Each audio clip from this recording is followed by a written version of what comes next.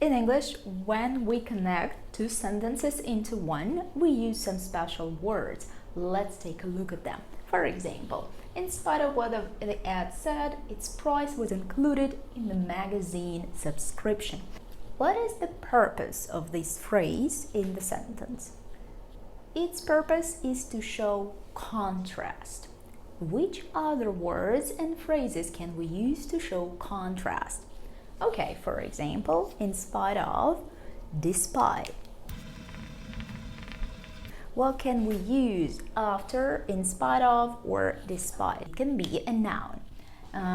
Second, it can be the fact that, despite the fact that the ad said it didn't live up to my expectations.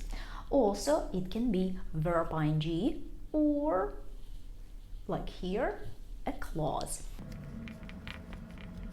Clause, it's a sentence. Which other phrases can we use to indicate contrast? For example, although, though, even though. What is the difference between them? Although is more formal than though. Even though is much stronger than these words, and it is used to indicate a strong surprise. What do we use after them? We use a clause, a sentence. For example, even though the ad said I would lose my weight, I didn't. Something like that. Great. What are these sentences called? We call these sentences clauses of contrast. Great. Let's pay attention to this sentence. So as to make us believe it, they use expressions like it's a must-have.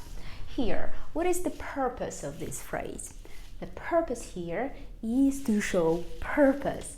What is it leading to? What is the result?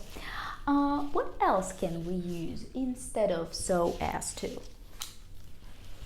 Yeah, we can use so that, in order to, and for. Let's write them. What is the difference between all of them? What do we use after so as to? We use an infinitive. What about so that?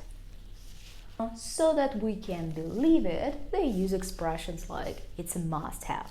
After so that, we use a clause, but in this clause, we must have a modal verb. Can, will, could, and so on. What about to or in order to? Just an infinitive. What about here? Verb ing. What do we call these sentences? We call them clauses of purpose. Okay, thank you very much.